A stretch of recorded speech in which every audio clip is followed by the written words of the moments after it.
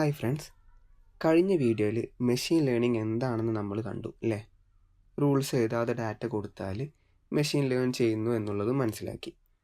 Okay, അടുത്ത ഒരു question, data കൊടുത്തു കഴിഞ്ഞാൽ എങ്ങനെയാണ് മെഷീൻ ലേണിംഗ് പഠിച്ചെടുക്കുന്നത്? മെയിനായിട്ട് 3 ഡിഫറെൻറ്റ് ടൈപ്സാണ് മെഷീൻ ലേണിങ്ങിൽ വരുന്നത്. ഈ 3 ടൈപ്സ് ക്ലിയർ ആയിട്ട് മനസ്സിലാക്കി കഴിഞ്ഞാൽ പിന്നെ നിങ്ങൾക്ക് മെഷീൻ ലേണിങ്ങിൽ ഒരുവിധം കോൺസെപ്റ്റൊക്കെ കൺഫ്യൂഷൻസ് ഇല്ലാതെ മുന്നോട്ട് കൊണ്ടുപോകാൻ പറ്റും. Okay, so welcome to part 2 of machine learning series. First ടൈപ്പാണ് സൂപ്പർവൈസ്ഡ് ലേണിംഗ്. ഇവിടെ മെഷീന് നമ്മൾ 2 കാര്യങ്ങളാണ് കൊടുക്കുന്നത്. എന്തൊക്കെയാണ്?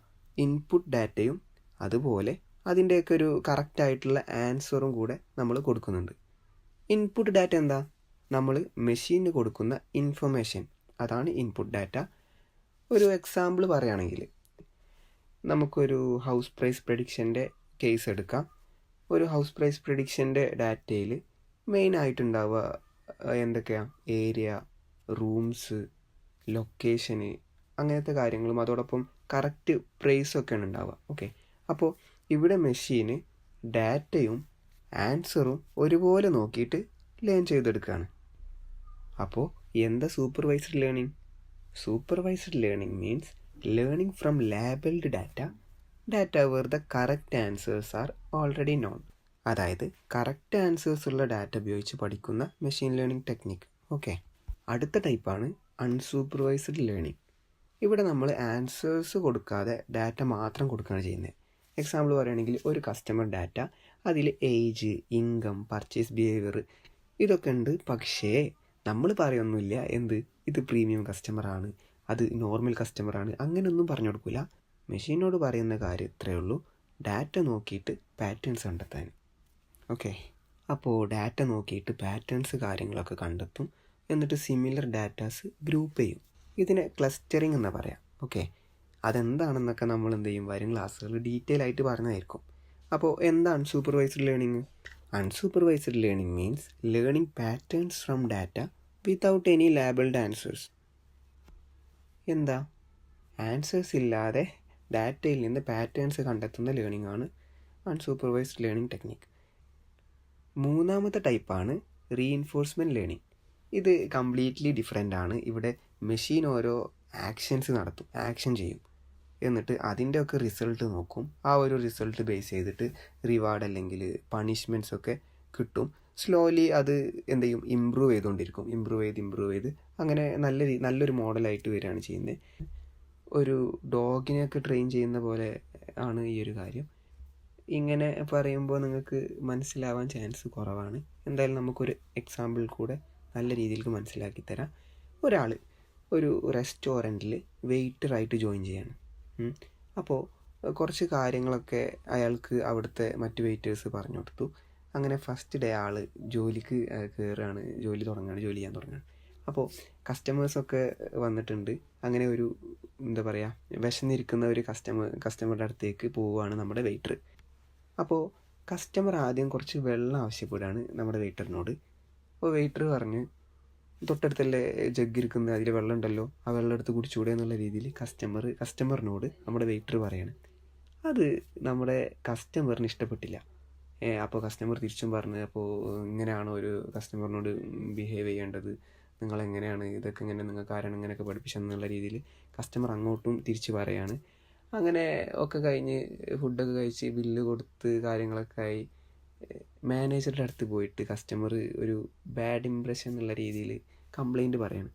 ഒക്കെ ചെറിയൊരു കംപ്ലൈൻറ്റൊക്കെ പറഞ്ഞു. അപ്പോൾ മാനേജർക്കും ഇത് പറ്റാതെ വെയിറ്ററിനോട് നല്ല രീതിയിൽ കുറച്ചൊക്കെ ചീത്ത പറഞ്ഞു കൊടുത്ത്. അപ്പോൾ വെയിറ്റർ ആ ഒരു കാര്യം മനസ്സിലാക്കി, അത് ചെയ്തത് നല്ലതായില്ല എന്നുള്ളത് മനസ്സിലാക്കി. അങ്ങനെ ഇതുപോലെ പല പല കാര്യങ്ങളും വെയിറ്റർ മനസ്സിലാക്കിയെടുക്കുകയാണ്. അങ്ങനെ ഓരോ കാര്യങ്ങളും മനസ്സിലാക്കി അങ്ങനെ ഒരു ദിവസം ഒരു കസ്റ്റമർ വരികയാണ്. അപ്പോൾ വെയിറ്റർ നേരെ കസ്റ്റമറിൻ്റെ അടുത്ത് പോയിട്ട്, നമ്മുടെ വെയിറ്റർ കസ്റ്റമറിൻ്റെ അടുത്ത് പോയിട്ട് ആദ്യം തന്നെ ആ ഒരു ജഗ്ഗിൽ നിന്ന് ഒരു ഗ്ലാസ്സിലേക്ക് വെള്ളം ഒഴിച്ചു കൊടുത്തിട്ട് കസ്റ്റമറിൻ്റെ അടുത്ത് വെച്ച് കൊടുക്കുകയാണ്. അങ്ങനെ ഓർഡർ എടുക്കുകയാണ്. ഓക്കെ, എന്നിട്ട് ഓർഡർ എടുത്ത് ആളൊരു സ്മൈലൊക്കെ ചെയ്തുകൊണ്ട് ആളിന്ന് ഓർഡറൊക്കെ നല്ല രീതിയിൽ നല്ല നീറ്റിൽ ഓർഡറൊക്കെ എടുത്ത് ഫുഡൊക്കെ എത്തിച്ചു കൊടുത്ത് നല്ല രീതിയിൽ തന്നെ ആളോട് ബിഹേവ് ചെയ്ത് ആൾ കസ്റ്റമറിനൊരു സാറ്റിസ്ഫാക്ഷൻ കിട്ടി. ഓക്കെ, അങ്ങനെ കസ്റ്റമർ ഹാപ്പിയായി. കസ്റ്റമർ എന്ത് ചെയ്യാണ്, ബില്ലിൻ്റെ കൂടെ ടിപ്പും കൂടെ വെച്ച് കൊടുക്കുകയാണ് നമ്മുടെ വെയിറ്ററിന്. ഓക്കെ, അപ്പോൾ ഇത് നമ്മുടെ റീഇൻഫോഴ്സ്മെൻറ്റ് ലേണിംഗ് ആയിട്ട് കണക്ട് ചെയ്യുകയാണെങ്കിൽ അതിൽ കുറച്ച് ടേംസ് കാര്യങ്ങൾ വരുന്നുണ്ട്. ഏജൻറ്റ് എന്ന് പറയും. ഫസ്റ്റ് നമ്മൾ ഏജൻറ്റ് എന്താണെന്ന് നോക്കാം. ഏജൻറ്റ് എന്തായിരുന്നു, നമ്മളിവിടെ വെയിറ്ററാണ്. നമ്മുടെ ഈ ഒരു കേസിൽ വെയിറ്ററായിരുന്നു ഏജൻറ്റ് എന്ന് പറഞ്ഞാൽ. അടുത്തതാണ് എൻവിയോൺമെൻറ്റ് എന്ന് പറയുന്നത്. ഇവിടുത്തെ കേസിൽ എൻവിയോൺമെൻറ്റ് ആ ഒരു റെസ്റ്റോറൻറ്റും കസ്റ്റമേഴ്സും ടേബിളൊക്കെ നമുക്ക് ഒരു എൻവിയോൺമെൻ്റ് ആയിട്ട് കൺസിഡർ ചെയ്യാം. അതുപോലെ അടുത്ത ടേമാണ് സ്റ്റേറ്റ്. അപ്പോൾ കറൻറ്റ് സിറ്റുവേഷൻ എന്നാണ് അതിനെ വിശേഷിപ്പിക്കുന്നത്. എക്സാമ്പിൾ പറയുകയാണെങ്കിൽ നമ്മുടെ കസ്റ്റമറുടെ സിറ്റുവേഷൻ എന്തായിരുന്നു, ഹംഗ്രി ആയിട്ടിരിക്കുകയായിരുന്നു. അപ്പോൾ അതാണ് ആ ഒരു സ്റ്റേറ്റ് എന്ന് പറഞ്ഞാൽ. അതുപോലെ അടുത്തത് ആക്ഷൻ എന്തൊക്കെയാണ്, നമ്മുടെ ഏജൻ്റ് എടുക്കുന്ന ആക്ഷൻസിനെയാണ് പറയുന്നത്. എന്താണ്, ഓർഡർ എടുക്കുന്നു, take order, bring food, smile, give bill, അങ്ങനത്തെ കാര്യങ്ങളൊക്കെ എന്ത് ചെയ്യുന്നുണ്ട്, ആക്ഷനായിട്ട് പറയുന്നുണ്ട്. അതുപോലെ റിവാർഡ്, കസ്റ്റമർ ഹാപ്പിനെസ് ആണെന്നുണ്ടെങ്കിൽ നമുക്കിവിടെ പോസിറ്റീവ് റിവാർഡ് കിട്ടുകയാണ്. അല്ലെങ്കിൽ കസ്റ്റമർ കംപ്ലയിൻറ്റ് ചെയ്യുകയാണെന്നുണ്ടെങ്കിൽ നമുക്ക് നെഗറ്റീവ് റിവാർഡ് കിട്ടുകയാണ്. ഓക്കെ, അപ്പോൾ ഗോൾ എന്താണ്, റിവാർഡ് മാക്സിമൈസ് ചെയ്യുക. അതായത് നമ്മുടെ കേസിൽ പറയുകയാണെങ്കിൽ കസ്റ്റമേഴ്സിനെ ഹാപ്പി ആക്കുക. അപ്പോൾ എന്താവും, റിവാർഡ് മാക്സിമത്തിലെത്തും. ഇവിടെ വെയിറ്റർക്ക് ഒരു ബുക്കൊന്നും കൊടുത്തിട്ടില്ല, അല്ലെങ്കിൽ റൂൾസ് ഒന്നും കൊടുത്തിട്ടില്ല, ഇങ്ങനെയൊക്കെയാണ് സംഭവങ്ങൾ ചെയ്യേണ്ടതെന്ന് ആദ്യം തന്നെ പറഞ്ഞു കൊടുത്തിട്ടൊന്നുമില്ല. വെയിറ്റർ എങ്ങനെയാണ് ചെയ്തത്, ഓരോന്ന് ട്രൈ ചെയ്ത് എന്തെങ്കിലും അഡ്ജസ്റ്റ് ചെയ്ത് അതുപോലെ പിന്നെ വേറെ കാര്യങ്ങൾ ട്രൈ ചെയ്ത് ഓരോ ഫീഡ്ബാക്ക് കിട്ടി. അതിൽ നിന്നൊക്കെ ഓരോ കാര്യങ്ങൾ, നല്ല നല്ല കാര്യങ്ങൾ പഠിച്ച് ലാസ്റ്റ് ആ ഒരു നല്ല രീതിയിലേക്ക് എത്തുകയാണ് ചെയ്ത് അല്ലേ. ഈ ഒരു എക്സാക്റ്റ് കാര്യമാണ് റീഇൻഫോഴ്സ്മെൻറ്റ് ലേണിങ്ങിലും നടക്കുന്നത്. മെഷീന് ട്രയൽ ആൻഡ് എറർ വഴി പഠിക്കുകയാണ് ചെയ്യുന്നത്. അപ്പോൾ എന്താണ് reinforcement learning? Reinforcement learning is a type of machine learning where a machine learns by trying actions and getting rewards or penalties. അപ്പോൾ ഇന്ന് നമ്മൾ എന്തൊക്കെയാണ് പറഞ്ഞ്, ഫസ്റ്റ് സൂപ്പർവൈസ്ഡ് ലേണിംഗ് നോക്കിയില്ലേ. എന്തായിരുന്നു, നമ്മൾ മെഷീനിന് ഡാറ്റയും ഒപ്പം കറക്റ്റ് ആൻസേഴ്സും കൊടുക്കുന്നതാണ് സൂപ്പർവൈസ്ഡ് ലേണിംഗ് എന്ന് പറഞ്ഞ്. അടുത്തത് അൺസൂപ്പർവൈസ്ഡ് ലേണിംഗ് ആയിരുന്നു. ഓൺലി ഡാറ്റ മാത്രമേ കൊടുക്കുള്ളൂ, ആൻസേഴ്സ് കൊടുക്കില്ല അല്ലേ.